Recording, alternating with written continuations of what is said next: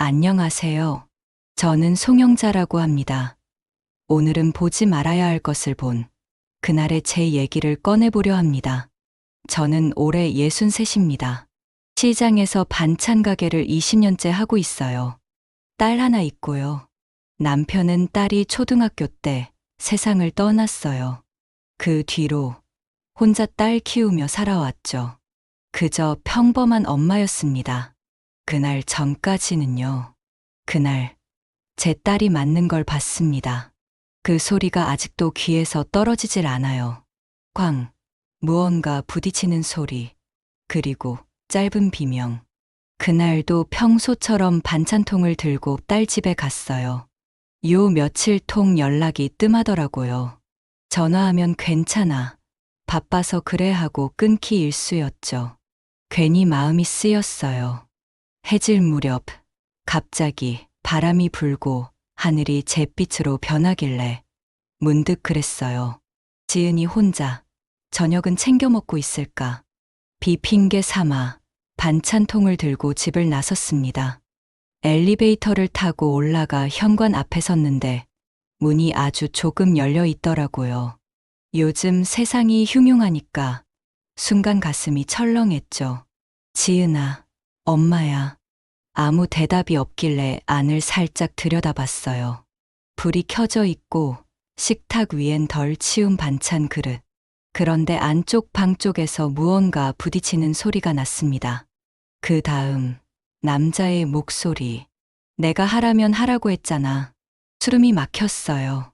주방 벽 쪽으로 몸을 숨기고 핸드폰을 꼭 쥐었죠. 그 사이에 들린 소리. 찰싹. 그리고 딸의 숨죽인 물음.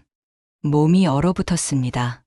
눈앞에 보이는 건 안방 문틈 사이로 딸의 머리카락이 어깨 위로 흩어지는 모습이었어요. 그때까지도 믿고 싶지 않았죠. 내 딸이 내가 가장 믿었던 사위한테 맞고 있을 거라곤. 도장만 찍으면 된다니까. 내 엄마까지 끌어들이지 말고 그냥 하라고.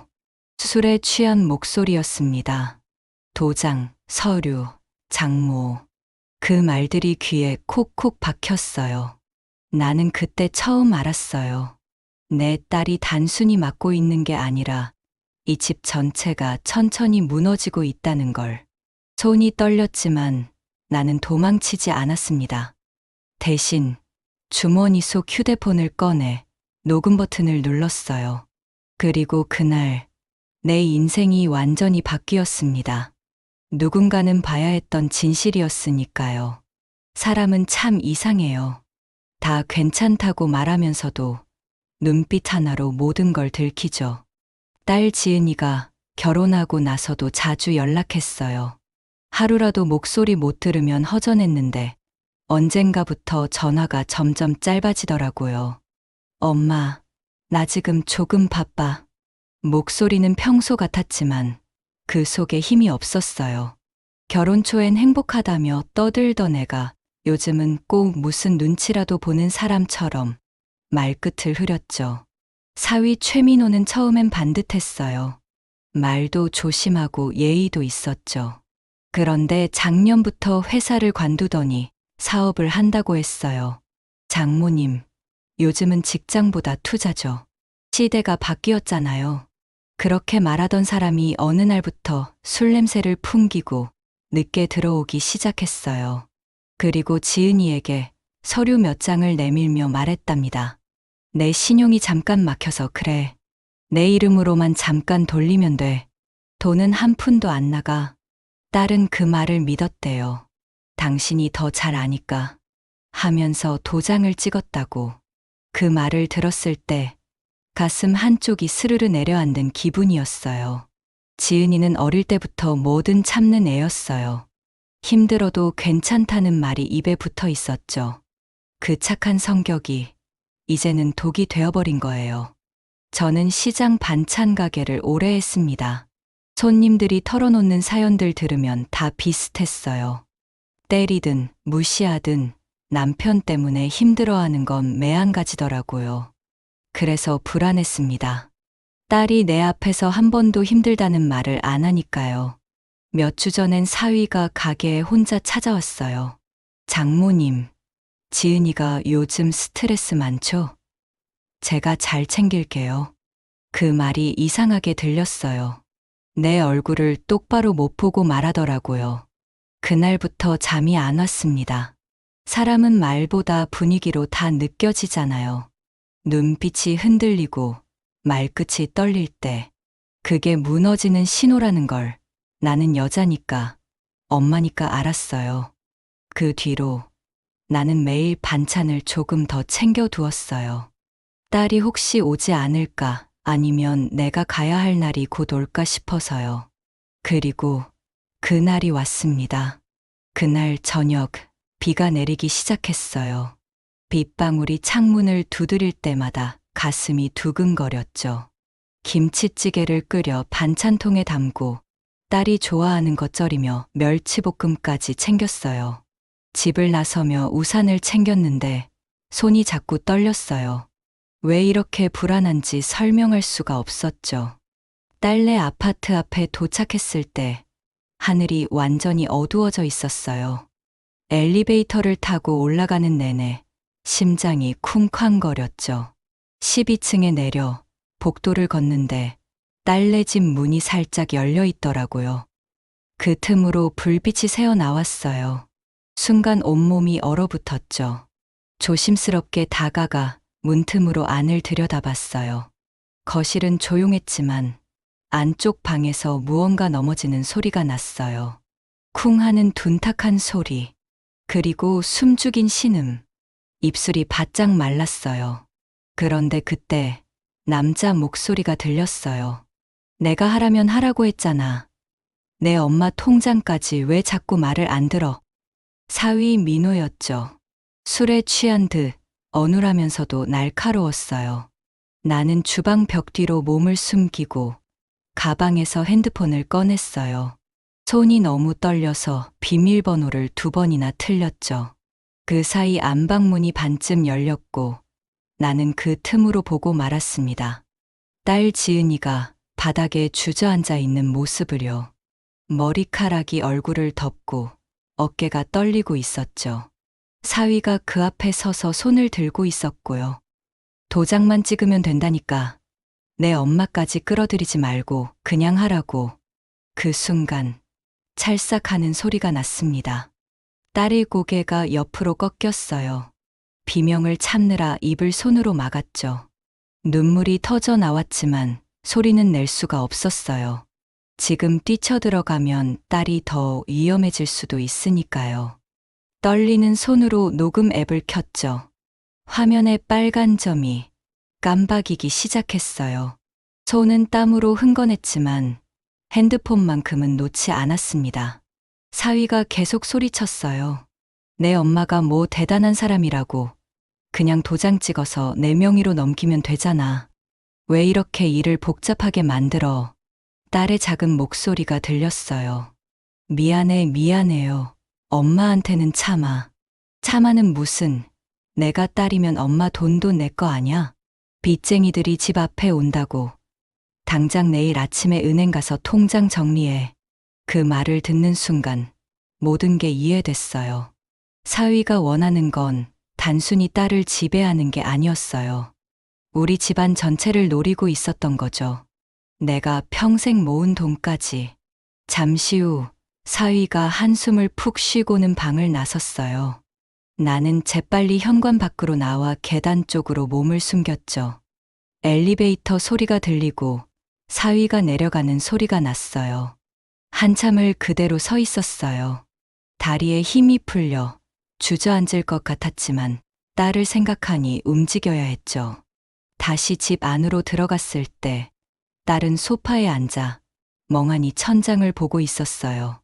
내가 들어오는 소리에도 고개를 돌리지 않았죠. 내가 이름을 부르자 딸이 화들짝 놀라 고개를 돌렸어요. 얼굴 한쪽이 붉게 부어 있었죠. 눈가엔 멍자국도 보였어요. 엄마, 언제 온 거야? 딸은 당황한 표정으로 얼굴을 가렸어요. 아, 이거? 문에 부딪혀서. 괜찮아. 그 말을 듣는 순간 가슴이 무너졌어요. 내 딸이 거짓말을 하고 있었으니까요. 나는 딸 옆에 앉았습니다. 그리고 조용히 말했죠.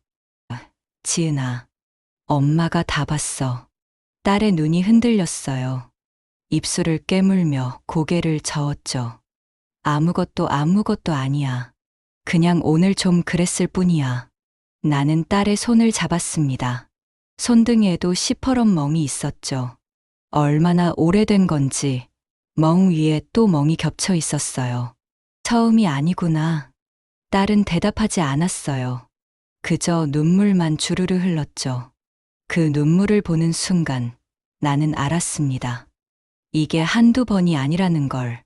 딸이 얼마나 오래 혼자 버텨왔는지. 나는 딸을 꼭 안았어요. 딸은 내 품에서 한참을 울었죠. 소리 없이 어깨만 떨리며. 한참 후 딸이 작은 목소리로 부탁했습니다. 엄마, 아무한테도 말하면 안 돼. 제발, 그 사람이 더 화낼 거야.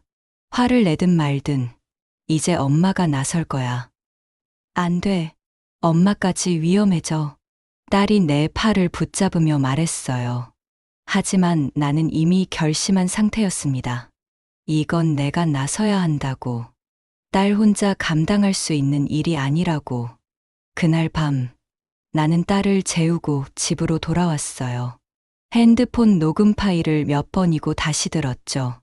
사위의 목소리, 찰싹하는 소리, 딸의 신음, 모두 또렷하게 담겨 있었습니다. 다음 날 아침 일찍 가게 옆 문방구 사장님한테 도움을 청했어요. 사장님이 USB라는 걸 가져와서 도와주셨어요. 녹음 파일을 컴퓨터로 옮기고 USB에도 담고 핸드폰에도 남겨뒀죠. 영자 씨, 이거 중요한 거면 여러 군데 나눠 놓는 게 좋아요. 혹시 모르니까. 사장님 말대로 했습니다. 녹음 파일 하나가 내 딸을 지킬 수 있는 유일한 무기니까요. 이제 시작이었습니다. 내 딸을 지키기 위한 싸움이. 딸을 설득하는 건 생각보다 훨씬 어려웠어요. 그날 이후로도 매일 전화했지만 딸은 계속 괜찮다는 말만 반복했죠. 엄마, 그날은 진짜 특별한 경우였어. 그 사람도 요즘 사업 때문에 스트레스가 심해서 그래. 원래는 안 그런 사람이야. 들을 때마다 가슴이 찢어지는 것 같았습니다. 내 딸이 그 사람을 변호하고 있으니까요. 지은아, 그게 사랑이 아니야. 폭력은 이유가 있을 수가 없어. 엄마는 몰라. 우리 둘 사이 일이야. 제발 그냥 내버려둬. 딸은 결국 전화를 끊었어요. 그 뒤로 사흘 동안 연락이 끊겼죠.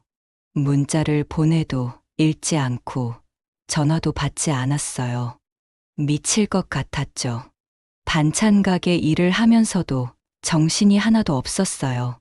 김치를 썰다가 손을 베기도 하고 장부 계산도 자꾸 틀렸죠. 단골 할머니 한 분이 걱정스러운 얼굴로 물으셨어요. 요새 얼굴이 왜 그래? 무슨 일 있어? 나는 아무 말도 못했어요. 딸 일을 남한테 말하는 게 딸에게 상처가 될까 봐요. 그저 괜찮다고 웃어넘겼죠. 그런데 그날 저녁 사위 민호가 가게로 찾아왔어요. 문을 열고 들어서는데 얼굴에 미소를 가득 담고 있더라고요. 장모님, 오랜만이에요.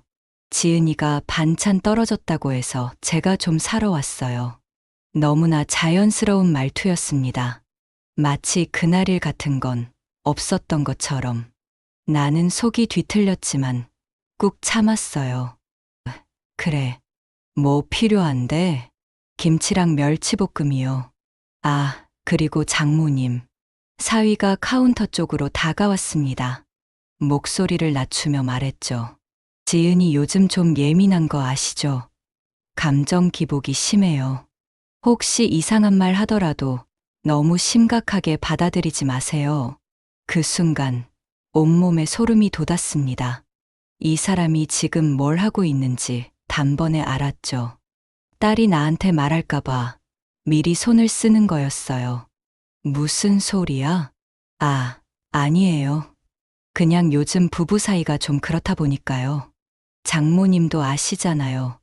부부싸움은 칼로 물베기라고. 나는 사위를 똑바로 쳐다봤어요. 최서방, 부부싸움이랑 폭력은 달라. 사위의 표정이 굳었습니다. 미소가 사라지고 눈빛이 차갑게 변했죠. 장모님, 무슨 말씀을 그렇게 하세요? 전 한 번도 지은이한테 손댄 적 없는데요. 내가 봤어. 그날, 순간 정적이 흘렀어요. 최서방이 이를 악물며 나를 노려봤죠. 장모님이 뭘 보셨는지는 모르겠지만 착각하신 거예요. 혹시 요즘 건강은 괜찮으세요? 나이 드시면 기억도 가끔 헷갈리고 그러잖아요. 그 말에 온몸이 부들부들 떨렸어요. 이 사람이 지금 날 노인 취급하며 무시하고 있다는 걸 알았죠. 나는 참고 또 참았습니다. 반찬값은 10,000원이야. 최서방은 돈을 카운터에 던지듯 내려놓고 나갔어요. 문이 쾅 닫히는 소리가 유난히 컸죠. 나는 그날 밤 잠을 한숨도 못 잤어요. 이대로 있으면 안 되겠다는 생각뿐이었죠. 딸은 스스로 나올 수 없어요. 너무 깊이 빠져 있으니까요. 다음 날 아침, 나는 시장한 부동산 사무실에 들렀어요. 거기 일하는 박 사장님이 법쪽 일을 좀 안다고 들었거든요. 사장님, 혹시 변호사 아시는 분 있어요? 박 사장님이 명함 하나를 꺼내 주셨어요. 이분 괜찮으세요? 무료 상담도 해주시고. 무슨 일 있으세요? 나는 조심스럽게 말했어요. 제 딸이 좀 힘든 일을 겪고 있어요. 박 사장님이 이해한다는 듯 고개를 끄덕였어요. 영자 씨, 법이 도와줄 수 있는 일이 있어요. 혼자 끙끙 앓지 마시고 전문가한테 물어보세요. 명함을 받아 든 순간 뭔가 희망 같은 게 생기더라고요. 그날 오후 나는 처음으로 법률상담소 문을 두드렸어요. 떨리는 손으로 녹음 파일을 들려주며 말했죠. 제 딸을 구하고 싶어요. 박정우 변호사는 녹음을 다 듣고 나서 심각한 얼굴로 말했어요. 어머님, 이건 단순 폭행이 아니에요. 지속적인 가정폭력이고 재산 갈취 정황도 보여요. 따님이 동의하면 보호 조치를 받을 수 있어요. 그런데 딸이 동의를 안 해요. 계속 괜찮다고만 하고. 변호사가 고개를 끄덕였어요. 그게 가장 어려운 부분이에요. 하지만 어머님이 할 수 있는 일이 있어요. 증거를 계속 모으세요. 그리고 따님이 마음을 바꿀 때까지 곁에서 기다려주세요. 그게 지금은 최선이에요. 상담소를 나오는 길, 하늘이 유난히 맑았어요. 나는 그 길을 걸으며 다짐했습니다. 딸이 준비될 때까지 내가 먼저 준비하겠다고. 증거를 모으고 방법을 찾고 딸이 나올 수 있는 길을 만들어 놓겠다고. 그날부터 나는 작은 수첩을 샀어요. 딸과 통화한 날짜, 딸의 목소리 상태, 사위가 한 말들, 모두 하나하나 적어 나가기 시작했죠. 이건 전쟁이었어요. 내 딸을 되찾기 위한 전쟁. 며칠 후 딸한테서 전화가 왔습니다. 목소리가 평소보다 밝았어요. 엄마, 나 잠깐 집에 갈게. 왜? 무슨 일 있어? 아니, 그냥 엄마 보고 싶어서. 뭔가 이상했어요. 말투는 밝은데 그 속에 불안이 섞여 있었죠. 1시간 후 딸이 작은 캐리어 하나를 들고 나타났어요. 얼굴이 많이 야위었더라고요. 눈 밑에 다크서클도 짙었고요. 어서 와. 많이 힘들었지? 딸은 대답 대신 내 품에 안겼습니다. 한참을 그렇게 서 있다가 조용히 말했죠. 엄마, 나 며칠만 여기 있어도 돼? 당연하지. 내 집인데 무슨 소리야. 딸을 재우고 나서 나는 조심스럽게 딸 핸드폰을 봤어요. 잠금이 안 돼 있더라고요. 문자함을 열어보니 사위한테서 온 메시지들이 가득했어요. 왜 집 나갔어? 당장 들어와. 내가 나가면 내가 뭘 할지 몰라. 장모님한테 다 말할 거야. 내가 얼마나 이상한 사람인지. 손이 부들부들 떨렸어요. 이게 협박이 아니면 뭐겠어요. 나는 그 메시지들을 사진으로 찍어뒀어요. 증거가 하나 더 생긴 거죠. 다음 날 아침, 딸이 일어나서 밥을 먹는데 현관 초인종이 울렸습니다. 문을 열자 사위 민호가 서 있더라고요. 양손에 과일 바구니를 들고 웃고 있었어요. 장모님, 안녕하세요. 지은이 데리러 왔어요. 나는 문을 막아섰습니다. 지은이 지금 쉬고 있어. 최서방, 그냥 돌아가게. 사위의 표정이 굳었어요. 장모님, 지은이는 제 아내예요. 집에 데려가야죠. 아내를 때리는 사람이 무슨 남편인가? 순간 최서방의 얼굴이 일그러졌습니다. 하지만 금방 웃음을 지으며 말했죠. 장모님, 또 그 오해예요? 제가 설명드렸잖아요. 오해가 아니야. 내가 직접 봤으니까. 장모님도 참, 요즘 연세가 있으시니까 착각하신 거예요. 나는 핸드폰을 꺼내 들었어요. 그럼 이것도 착각인가? 최서방 목소리, 지은이 맞는 소리, 다 녹음돼 있어. 그 순간, 최서방의 얼굴에서 핏기가 싹 가셨어요. 입술을 떨며 더듬거렸죠. 그게 장모님. 그건 불법이에요. 동의 없이 녹음한 건 법적으로 문제 있어요. 나는 웃었습니다. 그래? 그럼 최서방이 한 일은 합법인가? 사람 때리는 게? 귀에서 딸의 목소리가 들렸어요. 엄마, 그만해. 돌아보니 딸이 창백한 얼굴로 서 있더라고요. 눈에는 눈물이 그득했죠. 지은아, 들어가 있어. 엄마가 처리할게. 엄마, 제발. 일을 크게 만들지 마. 그 말을 듣는 순간 가슴이 무너졌어요. 딸이 아직도 이 남자를 감싸고 있으니까요. 최서방이 그 틈을 놓치지 않고 말했어요. 지은아, 어서 집에 가자. 장모님이 오해하고 계셔. 지은이는 안 가. 내가 단호하게 말했습니다. 최서방이 비웃으며 대꾸했어요. 장모님이 결정할 일이 아니에요. 지은아, 가자. 최서방이 안으로 들어오려 하길래 나는 문을 확 닫아버렸어요. 밖에서 최서방이 소리쳤죠. 장모님, 문 열어요. 문 열라고요. 나는 대꾸하지 않았어요. 대신 딸을 안방으로 데려가 앉혔죠. 지은아, 이제 그만 참아라. 내가 이렇게 살면 엄마가 너무 힘들어. 딸이 고개를 저었어요. 엄마가 이러면 그 사람이 더 화낼 거야. 나한테 더 심하게 할 거라고. 그럼 경찰한테 가자. 보호받을 수 있어. 안 돼. 그러면 그 사람 인생 끝나잖아. 나는 딸의 어깨를 붙잡고 말했어요. 지은아, 그 사람 인생 생각할 시간에 내 인생부터 생각해. 넌 아직 젊어. 다시 시작할 수 있어. 딸은 한참을 울었습니다. 그날 오후 나는 박정우 변호사한테 전화했어요. 박 변호사님, 딸이 지금 우리 집에 있는데 남편이 데려가겠다고 난리예요. 어떻게 해야 하나요? 변호사가 차분하게 말했어요. 따님 의사가 가장 중요해요. 따님이 가지 않겠다면 강제로 데려갈 수 없어요. 만약 남편이 계속 협박하거든 경찰에 신고하세요. 전화를 끊고 나니 문자가 왔어요. 사위한테서였죠. 장모님, 이러시면 안 돼요. 저도 할 말이 많아요. 장모님 통장까지 손댈 수 있다는 거 아시죠? 순간 등골이 서늘해졌어요. 내가 평생 모은 돈이 담긴 그 통장. 나는 곧바로 은행으로 달려갔어요.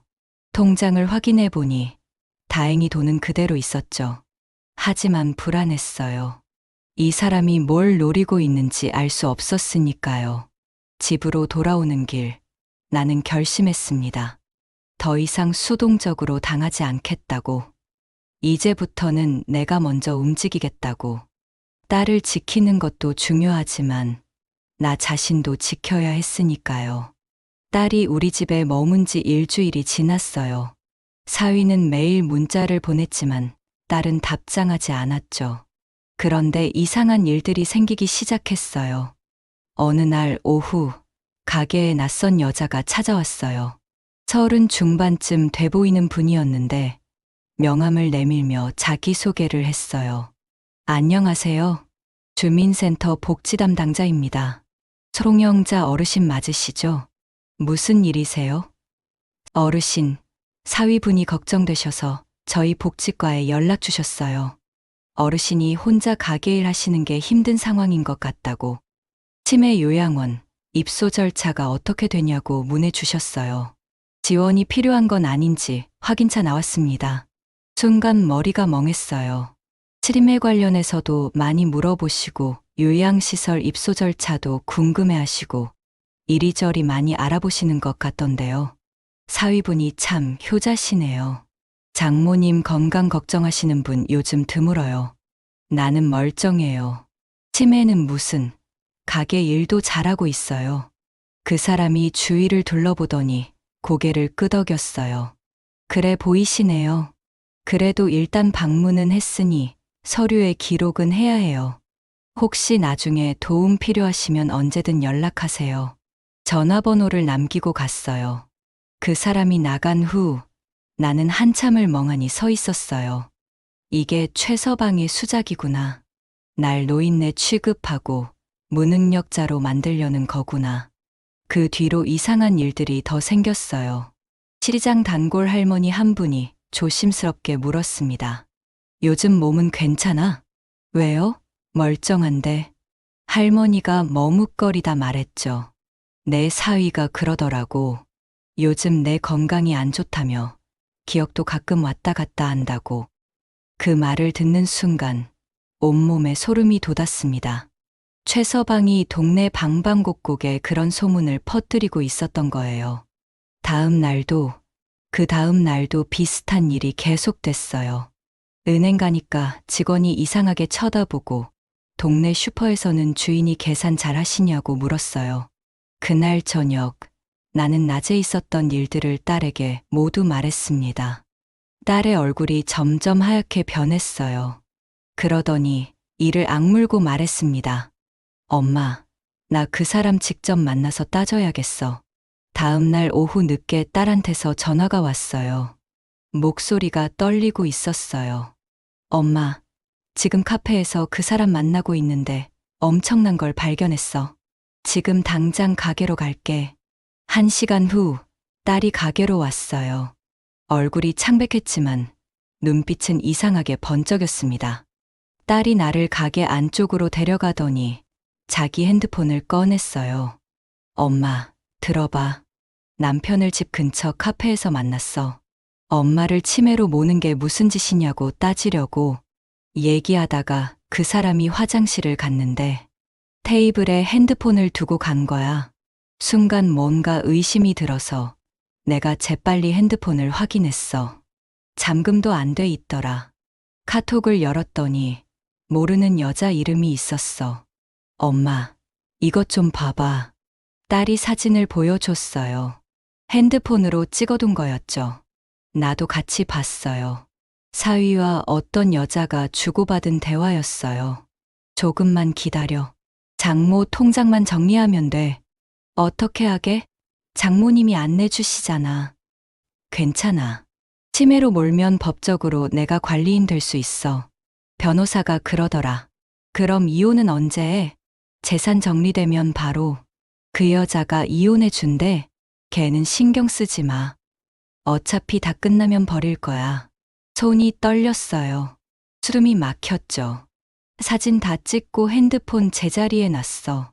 그 사람은 화장실에서 돌아와서도 전혀 눈치 못 챘어. 그냥 내가 화제를 돌려서 적당히 얘기하다 나왔어. 딸이 핸드폰을 테이블에 내려놓고 조용히 말했어요. 이거 그 사람이 다른 여자랑 주고받은 거야. 딸의 목소리가 떨렸습니다. 다른 여자가 있는 건 솔직히 상관없어. 그런 나쁜 인간이 알아서 나가주면 고맙지. 근데 우리 엄마를 치매로 몰아서 재산 뺏고 나는 버리고 처음부터 다 계획이었던 거야. 엄마, 나 진짜 그 사람을 용서할 수가 없어. 딸의 눈에 눈물이 가득 차올랐지만 그 속엔 분노도 함께 있었어요. 나는 딸을 꼭 안았습니다. 지은아, 이제 우리가 함께 싸우자. 더 이상 당하고만 있으면 안 돼. 다음 날, 나는 박정우 변호사를 다시 찾아갔어요. 이번엔 딸도 함께였죠. 변호사에게 모든 상황을 설명했어요. 송영자 씨, 이건 매우 교묘한 수법이에요. 송영자 씨를 무능력한 상태로 만들어서 재산을 가로채려는 걸로 의심이 되고, 동시에 이혼 준비까지 하고 있는 거예요. 하지만 다행히 결정적 증거를 확보하셨네요. 이제 우리가 유리합니다. 변호사의 조언대로 나는 그날부터 모든 걸 준비했어요. 매일 가게 일지를 썼어요. 하루 매출과 손님 수, 재고 관리, 모두 꼼꼼하게 기록했죠. 은행 거래한 내역도 지난 1년치를 모두 출력했어요. 그리고 치매 검사를 받으러 병원에도 갔습니다. 병원에서 여러 가지 테스트를 했어요. 오늘 날짜, 계산 문제, 그림 기억하기, 다 정확하게 대답했죠. 전혀 문제 없으세요. 정상이십니다. 진단서를 받아든 순간 눈물이 났습니다. 이제 누가 뭐래도 내가 멀쩡하다는 증거가 있으니까요. 병원 다녀오는 길에 시장 상인회 회장님을 만났습니다. 요즘 무슨 일 있어요? 회장님의 걱정스런 질문에 솔직하게 말했습니다. 사위가 날 치매로 몰아서 재산을 빼앗으려 해요. 회장님이 얼굴을 붉히며 화를 내셨어요. 그런 파렴치한 놈이 어딨어. 언제든지 필요하면 우리 상인들이 다 증인 서줄게요. 그 말을 듣는 순간 가슴이 뭉클했어요. 이렇게 많은 분들이 날 믿어주고 도와주시다니. 집에 돌아와서 딸에게 진단서를 보여줬어요. 딸이 진단서를 보더니 말했습니다. 엄마, 이제 아무도 엄마를 이상한 사람 취급 못해. 그리고 시장분들도 엄마 편이야. 그날 밤 우리 모녀는 오래 이야기했어요. 엄마, 나도 도울게. 이번엔 내가 제대로 싸울게. 그 사람이 엄마한테까지 이런 짓을 했는데 그냥 둘 수 없어. 나는 딸의 손을 잡았어요. 지은아, 이제 우리 차례야. 최서방을 우리 손으로 잡을 거야. 최서방은 자기가 들킨 줄도 모르고 있잖아. 바로 그게 우리의 무기지. 반격의 시간이 온 거예요. 박정우 변호사와 한 명의 사람을 더 만났어요. 양도진이라는 분이었죠. 전직 형사 출신으로 지금은 민간 조사 일을 한다고 했어요. 양도진 씨가 서류 몇 장을 펼쳐 보였어요.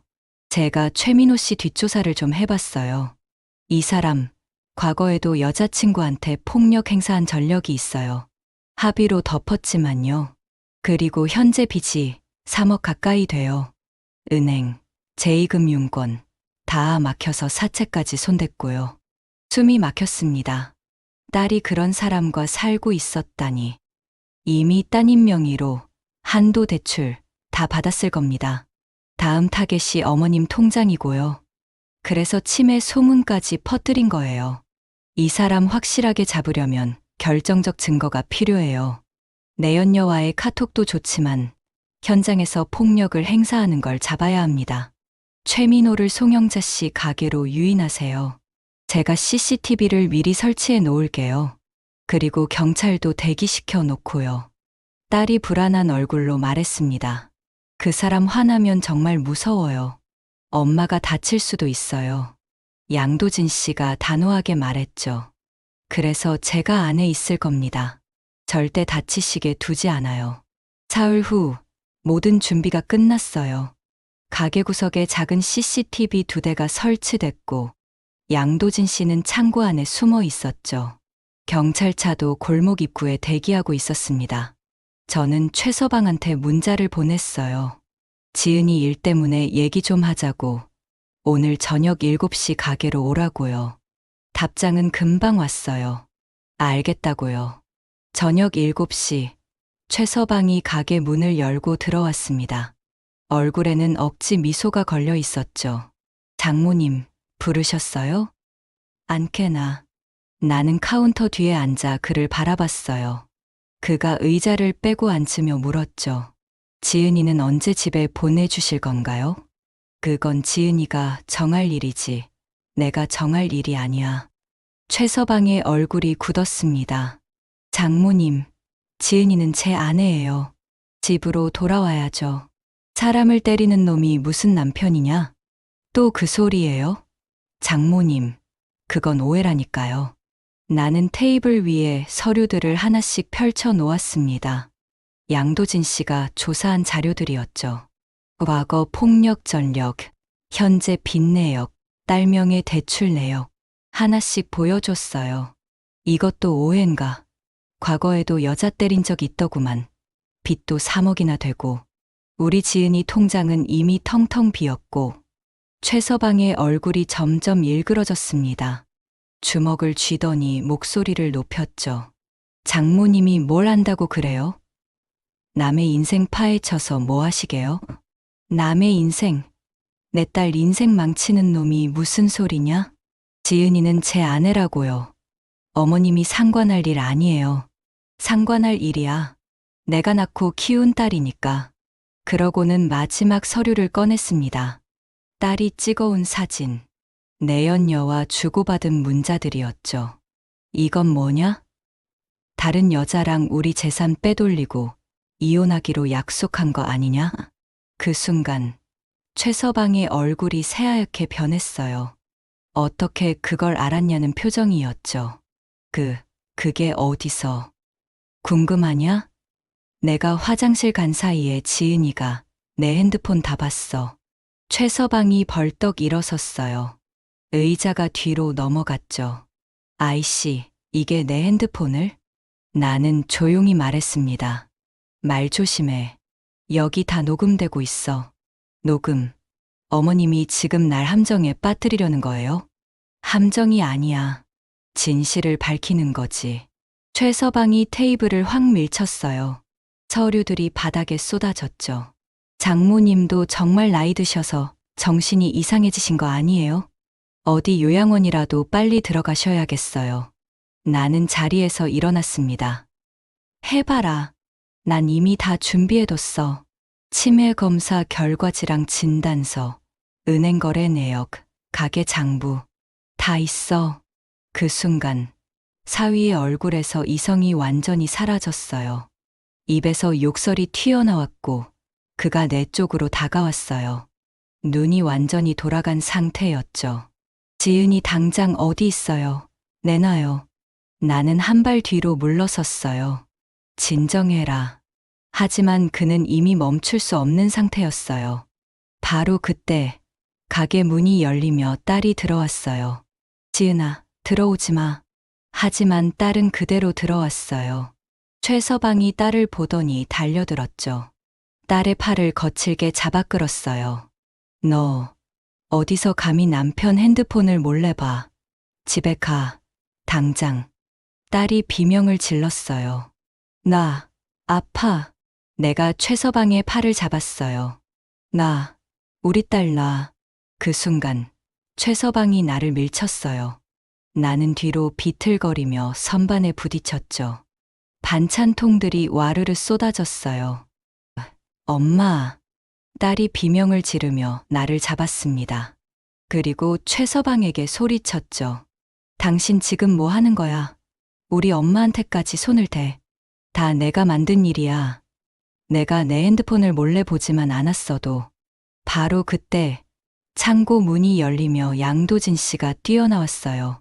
손 떼. 양도진 씨가 최서방의 팔을 제압했죠. 동시에 가게 문이 열리며 경찰 2명이 들이닥쳤어요. 경찰입니다. 움직이지 마세요. 최서방이 당황한 얼굴로 주위를 둘러봤어요. CCTV 렌즈가 빨갛게 켜져 있었죠. 경찰이 수갑을 채우며 말했습니다. 현행범으로 체포합니다. 폭행 및 협박죄. 최서방이 소리쳤죠. 이게 무슨 짓이에요? 함정이잖아요. 불법이에요. 양도진 씨가 차갑게 말했습니다. 함정이든 뭐든 당신이 폭력을 행사한 건 사실이니까. CCTV에 다 찍혔어요. 경찰이 최서방을 끌고 나가는 모습을 보며 나는 주저앉았어요. 온몸이 떨렸죠. 딸이 나를 꼭 안았어요. 엄마, 다친 데 없어? 엄마, 괜찮아. 우리는 한참을 그렇게 앉아 있었어요. 양도진 씨가 물 한 잔을 건네주며 말했어요. 잘하셨어요. 이제 모든 증거가 확보됐습니다. 녹음, 영상, 내연녀 문자, 재산 갈취 계획, 모두 법정에서 쓸 수 있어요. 나는 고개를 끄덕였어요. 드디어 끝났다고 생각했죠. 하지만 양도진 씨가 조심스럽게 말했어요. 이건 시작일 뿐이에요. 이제부터 재판 준비를 해야 합니다. 진짜 전쟁은 이제부터예요. 하지만 나는 두렵지 않았습니다. 딸이 내 곁에 있었고, 증거도 충분했고, 우리를 도와주는 사람들이 있었으니까요. 가게를 정리하며 딸에게 말했어요. 지은아, 이제 우리가 이긴 거야. 마지막까지 포기하지 말자. 딸이 고개를 끄덕이며 말했어요. 엄마, 끝까지 함께 할게. 그날 밤, 나는 처음으로 편안하게 잠들 수 있을 것 같았습니다. 아직 갈 길이 멀지만 가장 큰 산은 넘은 것 같았으니까요. 최서방이 경찰에 끌려간 다음 날, 나는 경찰서에 갔어요. 조사를 받아야 한다고 연락이 왔거든요. 딸도 함께 갔죠. 형사가 우리를 작은 조사실로 안내했어요.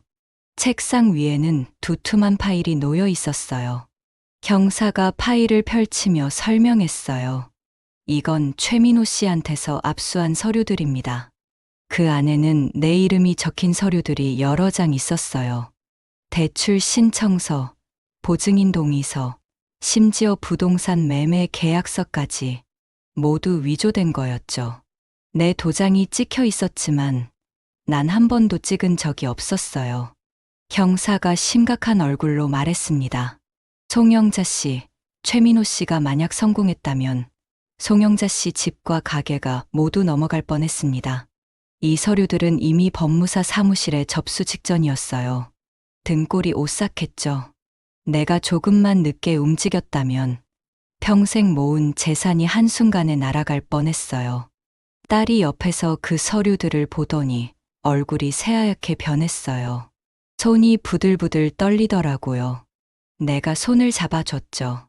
최민호는 단순한 가정폭력범이 아닙니다.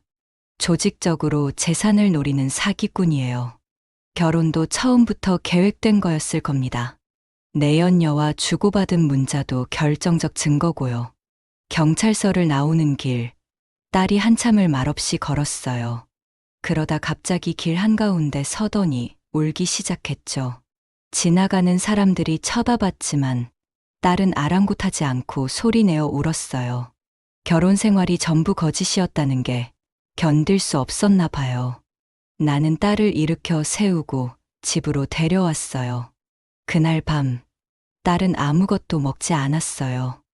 그저 방에 누워 천장만 바라보고 있었죠. 나는 딸아이 방문 앞에 앉아 밤새 지켰어요. 혹시라도 딸이 이상한 생각이라도 할까 봐요. 다음 날 아침, 딸이 방에서 나왔습니다. 눈은 퉁퉁 부었지만 표정은 어제와 달랐어요. 뭔가 결심한 듯한 얼굴이었죠.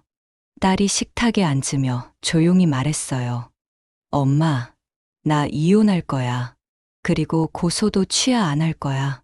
끝까지 갈 거야. 그 말을 듣는 순간 가슴이 뭉클했어요. 내 딸이 드디어 제 발로 서기로 결심한 거니까요. 박정우 변호사를 통해 이혼 소송을 준비했어요. 증거는 충분했죠.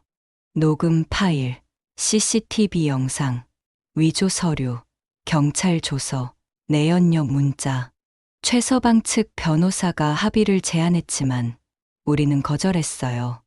끝까지 가기로 한 거예요.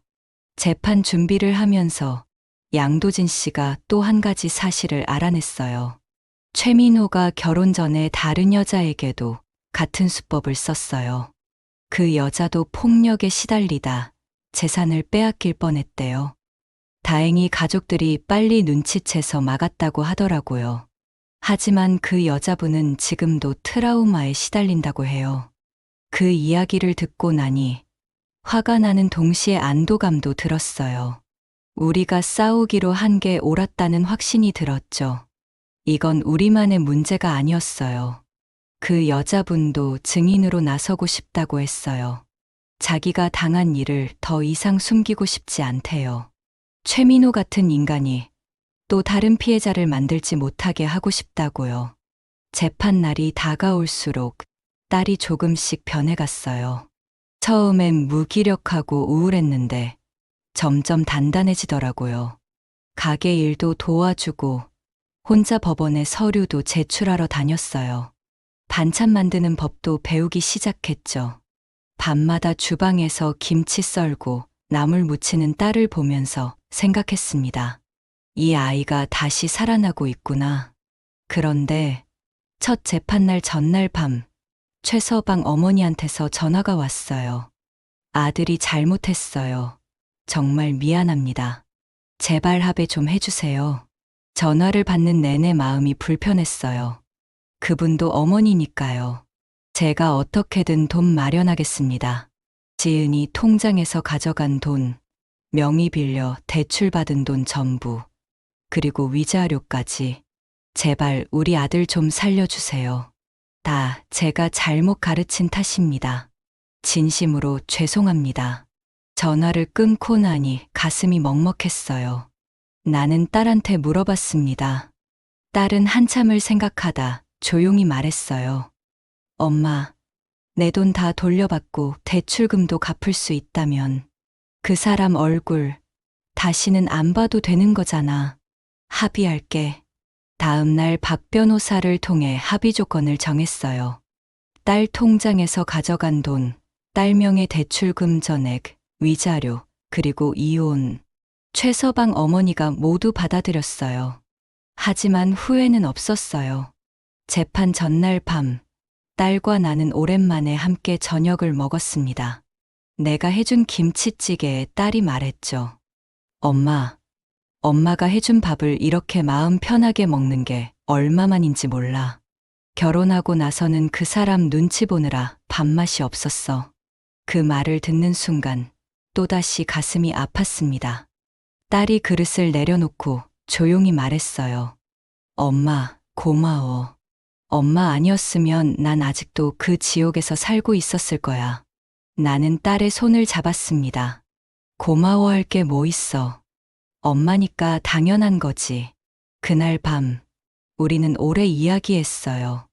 앞으로 어떻게 살지, 뭘 하고 싶은지. 딸이 말했습니다. 엄마, 나 엄마 가게 물려받고 싶어. 반찬 만드는 법 제대로 배워서 혼자서도 살아갈 수 있게 되고 싶어. 그 말을 듣는 순간 눈물이 났어요. 내 딸이 다시 꿈을 꾸기 시작했으니까요. 무너졌던 딸이 천천히, 하지만 확실하게 다시 일어서고 있었습니다. 재판은 빨리 끝났습니다. 합의가 됐으니까요. 이혼도 확정됐고 최서방은 집행유예를 받았어요. 합의금도 받았죠. 딸 통장 돈도 돌려받았고 딸의 대출금도 모두 청산됐고요. 가장 중요한 건 딸이 이제 자유라는 거예요. 법원 계단을 내려오는데 햇살이 눈부셨습니다. 딸이 하늘을 올려다보며 말했어요.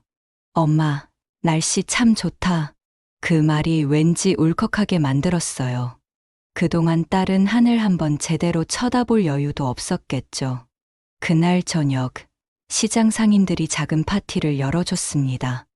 다들 수고했다고, 잘했다고 말해줬죠. 양도진 씨도 왔어요. 꽃다발을 들고요. 영자 씨, 정말 용감하셨어요. 나는 쑥스러워서 웃으며 받았어요. 파티가 끝나고 집으로 돌아오는 길, 딸이 내 팔을 꼈어요. 어릴 때처럼요. 다음 날부터 딸과 나는 가게를 새로 꾸미기 시작했어요. 오래된 선반을 새로 칠하고 냉장고도 새 걸로 바꿨죠. 간판도 새로 달았어요. 송영자 반찬 가게에서 영자 지은 반찬 가게로요. 재오픈 날 손님들이 구름처럼 몰려왔어요. 딸은 앞치마를 두르고 부엌에서 김치를 썰고 있었어요. 점점 손놀림이 능숙해졌죠. 내가 옆에서 지켜보는데 문득 생각이 들었어요. 이 아이가 이제 혼자서도 잘 살 수 있겠구나. 며칠 후 딸이 제빵학원 등록증을 보여줬어요. 엄마, 나 다음 주부터 여기 다녀.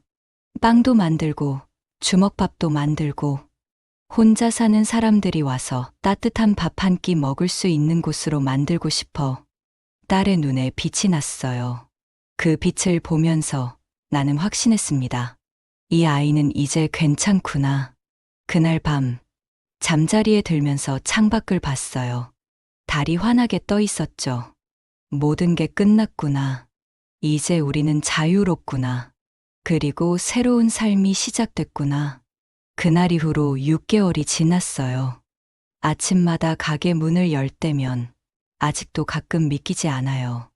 이 평온한 일상이 진짜인지. 딸이 옆에서 김치를 썰고 손님들이 웃으며 들어오고 나는 반찬통에 멸치볶음을 담는 이 순간이 꿈은 아닌지. 지은이는 많이 달라졌어요. 처음엔 밤마다 악몽을 꿨어요. 잠결에 비명을 지르거나 땀을 뻘뻘 흘리며 깨곤 했죠. 그럴 때마다 나는 딸아이 방 앞을 지켰습니다. 문 너머로 딸의 숨소리를 들으며 괜찮다고 속삭였죠. 하지만 시간이 약이라더니 조금씩 나아지더라고요. 요즘은 잠도 잘 자고 웃는 일도 많아졌어요.